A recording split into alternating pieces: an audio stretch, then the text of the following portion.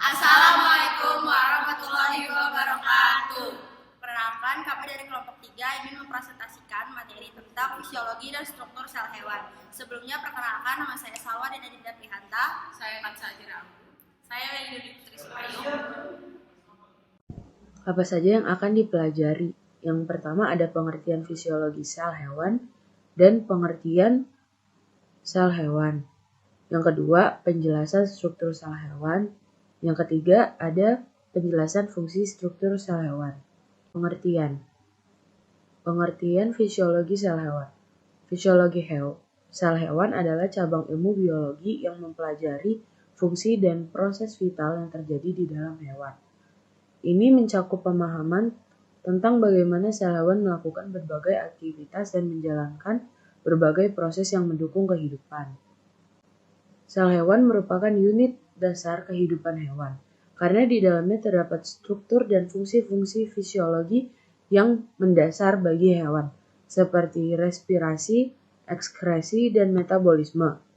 Sel hewan terdiri atas satu, ada membran sel, yang kedua sitoplasma, yang ketiga retikulum endoplasma atau RE, yang keempat ada badan Golgi, yang kelima lisosom, yang keenam mitokondria, yang ketujuh ribosom, yang kedelapan sentriol, yang kesembilan selia dan flagella, yang kesepuluh badan mikro, yang 11 vakuola, dan yang terakhir ke-12 ada inti sel. Struktur dan fungsi sel hewan. Membran sel. Membran sel merupakan selaput yang semipermeabel yang memisahkan lingkungan sel bagian dalam dan bagian luar. Membran sel secara umum dibangun oleh dua komponen utama, yaitu protein kurang lebih 60% dan lemak atau lipida kurang lebih 40%. Fungsi membran sel. Yang pertama, sebagai barrier selektif yang memisahkan sel dengan lingkungannya. Hal ini terjadi karena membran sel tersusun atas lipida bilayer dengan molekul protein globular yang tertanam di dalamnya. Membran sel memiliki ketebalan antara 6 sampai 10 nm. Yang kedua, transportasi transmembran, yang merupakan proses transportasi zat dari dan keluar sel melalui membran sel. Transportasi transmembran terjadi melalui pori-pori yang terbentuk di antara molekul protein integral yang menembus lapisan ganda lapida pembentuk membran sel. Yang terakhir, komunikasi lewat respirator yang ada di permukaan membran sel. Protein integral yang muncul di permukaan membran sel dan diberikan dengan karbohidrat dapat membentuk reseptor yang menerima pesan kimia dari sel lain, seperti kelenjar hormon. Selanjutnya ada sitoplasma. Sitoplasma terdiri atas plasma sel yang mengandung mikrotubul, filamen mikro, dan filamen intermediate, atau sebagai sitoskeleton dan organel sel. Sitoskeleton berperan utama dalam memelihara dan memperkokoh bentuk sel serta pergerakan organel dan komponen yang terdapat di dalam sel. Komponen-komponen sitoplasma ada mikrotubul, filamen mikro, dan filamen intermediate. Mikrotubul sendiri merupakan rantai protein tubulin yang berbentuk bola-bola molekul yang tersusun seperti spiral berlubang yang memiliki diameter mikrotubul lebih kurang 25 nm. Filamen mikro. Filamen mikro tersusun atas protein aktin rantai ganda yang saling bertaut dan tipis. Filamen mikro berdiameter kurang lebih dari 7 nm. Filamen intermediate sendiri ini tersusun atas rantai molekul protein fibrosa seperti fimentin yang berbentuk untaian yang saling melilit dan padat. Filamen ini memiliki diameter kurang dari 10 nm. Fungsi komponen-komponen sitoplasma. Mikrotubul berfungsi untuk membantu pembelahan sel dengan mengendalikan gerakan kromosom dari daerah ekuator ke kutub masing-masing pada enafase dalam pembelahan sel. Yang kedua ada penyusun sentriol, flagel, dan silia. Yang ketiga dapat membantu pergerakan komponen-komponen sel. Dan yang keempat mempertahankan bentuk sel dan sebagai rangka sel.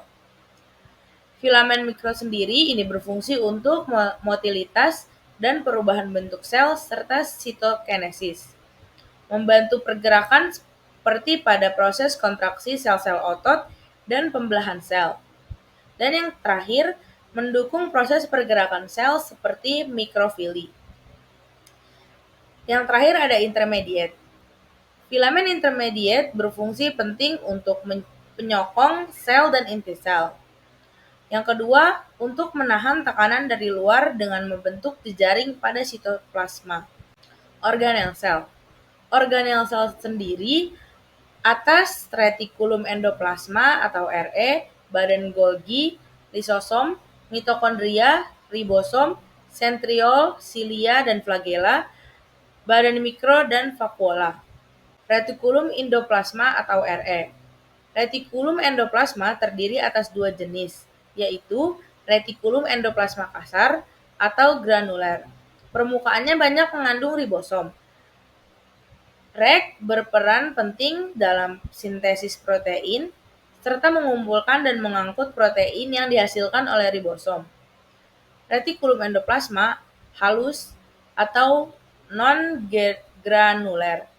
Permukaannya tidak mengandung ribosom. REK berperan dalam sintesis lipida, glikogen, dan senyawa steroid. Fungsi retikulum endoplasma. Secara umum, retikulum endoplasma berfungsi sebagai jaringan yang terlibat dalam pemrosesan, penyimpanan, dan pengangkutan protein dalam lipid dan sel.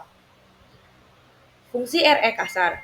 Fungsi utama dari RE kasar adalah sebagai sintesis protein. Ribosom pada REK terlibat dalam produksi protein yang akan dikirim ke berbagai lokasi dalam atau di luar sel. REK juga terlibat dalam pembentukan membran sel karena lipid yang disintesis di sini dapat digunakan untuk memperluas dan memperbaharui membran sel. Yang kedua, fungsi dari RE halus. Fungsi utamanya melibatkan metabolisme lipid dan detoksifikasi. RE halus juga terlibat dalam metabolisme obat dan detoksifikasi zat-zat beracun dalam sel. Badan Golgi. Badan Golgi ini terbentuk dari sekumpulan kantong-kantong pipih sisterna, tubulus, dan vesikula. Sisterna dari badan Golgi membentuk pembuluh-pembuluh halus atau tubulus. Dari tubulus-tubulus tersebut dilepaskan kantong-kantong kecil vesikula yang berisi bahan yang diperlukan sel seperti enzim dan pembentuk membran sel. Fungsi badan Golgi. Dalam sintesis fosfolipid, badan Golgi membungkus zat-zat yang akan ditransfer dalam vesikula, membentuk lisosom, dan membentuk akrosom pada spermatozoa. Badan Golgi juga berfungsi menghasilkan sekret berupa butiran getah, lisosom prim, menyimpan protein, dan enzim yang akan disekresikan. Lisosom. Lisosom merupakan organel berbentuk bulat yang hanya terdapat pada sel hewan. Lisosom mengandung enzim yang berfungsi untuk mencernakan bahan makanan yang masuk ke dalam sel baik secara pinokitosis atau makanan yang berupa cairan yang masuk secara ditelan maupun secara fagokitosis atau makanan padat yang masuk secara ditelan. Fungsi lisosom. Pencernaan seluler atau autofagi. Lisosom berperan dalam autofagi, proses di mana sel mencerna dan memecahkan komponen seluler yang sudah tidak berguna atau rusak. Ini mencakup pemecahan organel sel yang telah usang atau mengalami kerusakan serta protein yang telah dibuang oleh sel. Pencernaan materi endositik. Lisosom mencerna dan memproses artikel atau molekul dari lingkungan eksternal, memisahkannya menjadi komponen-komponen yang dapat diserap atau dibuang oleh sel.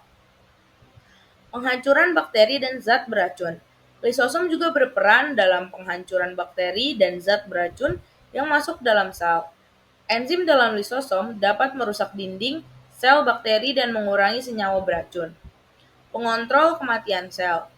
Lisosom terlibat dalam mengatur proses apoptosis, atau kematian sel, selama apoptosis lisosom melepaskan enzim-enzim yang dapat menghancurkan komponen-komponen seluler dan mengarahkan sel untuk mengalami kematian yang terkendali. Selanjutnya ada mitokondria. Mitokondria ini berbentuk seperti batang pendek atau bundar. Selanjutnya ada mitokondria. Mitokondria berbentuk batang pendek atau bundar. Organel ini bermembran ganda, yaitu membran luar dan membran dalam. Membran dalam memperluas permukaannya dengan cara melipat-lipat membentuk krista. Pada krista terdapat enzim-enzim yang berperan dalam sintesis ATP. Fungsi mitokondria ada 4. Yang pertama, pembentukan energi. Fungsi utama mitokondria adalah menghasilkan energi dalam bentuk adenosin trifosfat atau ATP melalui proses respirasi seluler. Yang kedua, ada pemeliharaan keseimbangan kalsium. Mitokondria dapat mengontrol konsentrasi ion kalsium dalam sel. Regulasi ion kalsium ini penting untuk sejumlah proses seluler, termasuk kontraksi otot dan sinyal sel. Yang ketiga, peran dalam metabolisme. Mitokondria juga berperan dalam metabolisme seluler yang mencakup proses-proses seperti oksidasi asam lemak, metabolisme karbohidrat, dan biosintesis beberapa molekul penting, termasuk steroid dan heme atau bagian dari hemoglobin. Yang keempat, pengaturan reaksi oksidatif. Mitokondria juga berperan dalam mengontrol reaksi oksidatif dalam sel. Mereka meminimalkan pembentukan spesies oksigen reaktif atau ROS yang dapat merusak sel dan menyebabkan stres oksidatif. Ribosom. Ribosom ini tersusun atas rRNA dan protein. Organel ini dapat tersebar dalam sitoplasma secara acak atau terikat pada permukaan REK atau retikulum endoplasma kasar. Pada bakteri, organel ini tersebar luas di dalam sitoplasma, sedangkan dalam sel eukariotik umumnya terdapat pada REK. Fungsi ribosom adalah tempat terjadinya sintesis protein. Pada saat terjadinya sintesis protein, organel ini seringkali membentuk suatu rantai disebut polisom. Dan selanjutnya ada sentriol. Sentriol merupakan pasangan struktur yang berbentuk silindris dan berlokasi di dekat inti sel. Organel ini terdapat pada sel hewan. Sentriol berfungsi untuk pembelahan sel. Sentriol akan membentuk benang-benang gelondong yang berfungsi dalam menggerakkan kromatid menuju kutub-kutub yang berlawanan, sehingga materi inti akan terbagi secara merata kepada sel-sel anak hasil pembelahan. Selanjutnya ada silia dan flagela. Silia merupakan kumpulan-kumpulan sitoplasma sel yang berbentuk rambut. Secara struktur, silia dibangun oleh sekumpulan-sekumpulan mikrotubul yang membentuk bangunan seperti rambut. Dan flagela merupakan bangunan yang keluar dari membran sel dengan ukuran relatif panjang dan biasanya hanya satu buah. Secara struktur, flagela juga dibangun oleh sekumpulan mikrotubul yang membentuk bangunan seperti cambuk. Flagela umumnya dijumpai pada hewan di kelas Flagelata yang berfungsi sebagai alat gerak. Selanjutnya ada badan mikro. Badan mikro berbentuk oval dan dibatasi oleh membran dan berdiameter lebih kurang 0,3 sampai 1,5 mikrometer. Badan mikro yang terdapat di hewan adalah peroksisom. Peroksisom memainkan peran penting dalam menjaga kesehatan sel hewan dengan menjalankan berbagai fungsi metabolik dan detoksifikasi. Vakuola.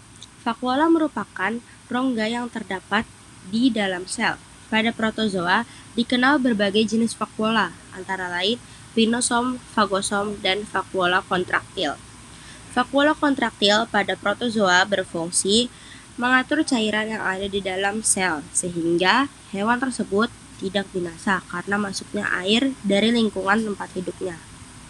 Yang terakhir ada inti sel. Inti sel adalah salah satu organel yang paling penting dalam sel hewan karena mengandung materi genetik yang mengendalikan fungsi sel dan mewarisi sifat-sifat genetik dari satu generasi ke generasi berikutnya. Ini adalah pusat pengendalian sel dan sangat penting untuk berbagai proses biologis, pertumbuhan, dan perkembangan organisme hewan. Inti sel terbentuk dari membran inti dan materi inti. atau kromatin dan nukleolus. Fungsi inti sel pada hewan, yang pertama, penyimpanan informasi genetik, yang kedua, replikasi DNA, yang ketiga, transkripsi gen, yang keempat, pengaturan aktivitas sel, yang kelima, pengendalian perkembangan sel dan diferensiasi, yang keenam, ada integrasi sinyal seluler. Berikut adalah sumber materi yang kami dapatkan untuk membentuk presentasi ini. Sekian presentasi dari kelompok kami, kurang lebihnya mohon maaf. Wassalamualaikum warahmatullahi wabarakatuh.